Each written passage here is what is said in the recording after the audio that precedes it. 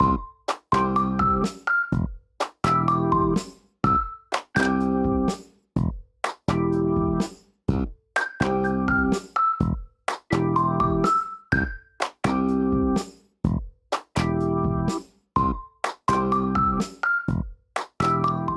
to another episode of Treasury Talks, where we talk with thought leaders across the nation and here in Delaware. And I am honored today to have with me Erin Arvedlund. Erin is a financial journalist with the Philadelphia Inquirer. She's written 2 books about the Bernie Madoff scandal, as well as a book about the LIBOR scandal. Erin, welcome. That's also a welcome home, as I know you are a Wilmington native. Can you tell us a little bit about how a young Delawarean became a leading financial reporter? Thank you for having me, Colleen. This is really exciting. Normally I'm interviewing state treasurers like yourself, so this is terrific. I grew up in Wilmington. I went to Ursuline for grade school and then Archmere for high school. Then I worked briefly at WHYY as an intern and always had an interest in economics and finance. I studied that in college, although I was not a great student. And then I went to work at Dow Jones Newswires and kind of went on from there. One of the reasons I wanted to talk to you today is because you've written a number of articles, particularly centered around some of the things that are most pressing for individuals here in Delaware. You've covered how recently, one of your articles really covered how folks are taking money from their retirement savings to help pay for college for their children and grandchildren. Can you talk a little bit about what you're seeing and sort of what surprised you about digging into that? Sure. So we all anecdotally hear about the high cost of college in America, and we commiserate with our friends and neighbors. But until recently, we didn't have a lot of data about who was paying for what and how much. So a couple of weeks ago, I wrote a story about how 1 in 4 American parents who borrowed using Parent Plus loans to pay for their child's college education don't expect to retire as they planned because of all the debt. And 1 in 5 Americans regret taking out Parent Plus loans altogether. It was really stunning for me. And, parents are doing whatever it takes to get their kids into college, and that includes taking on unaffordable debt.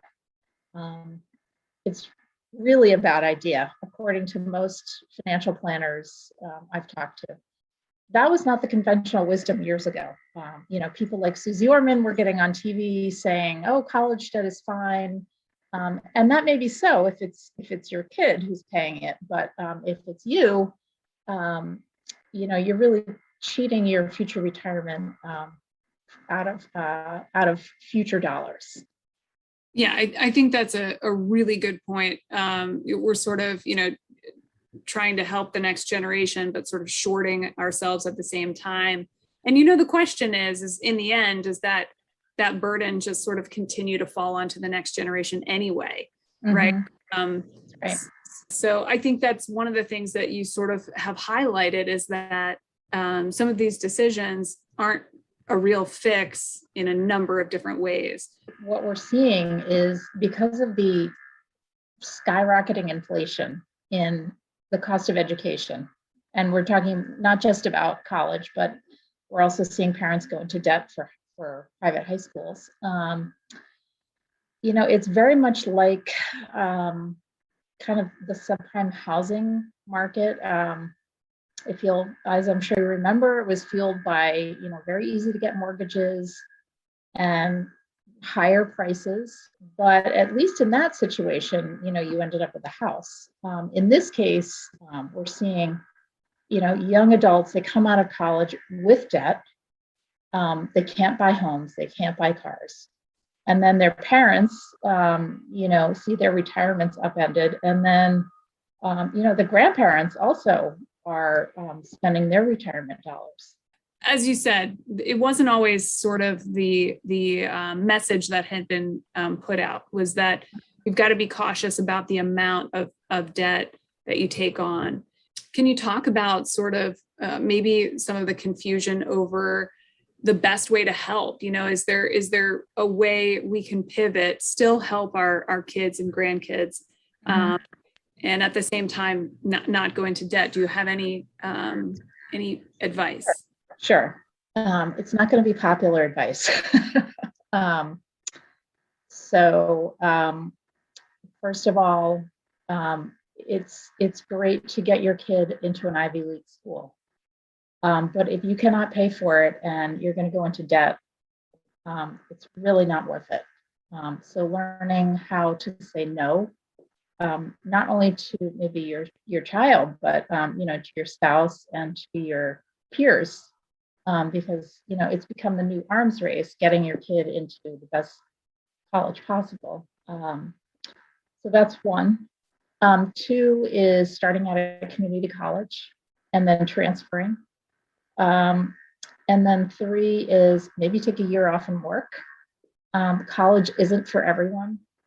And it certainly buys time, for your child to decide, is this something I really want to do?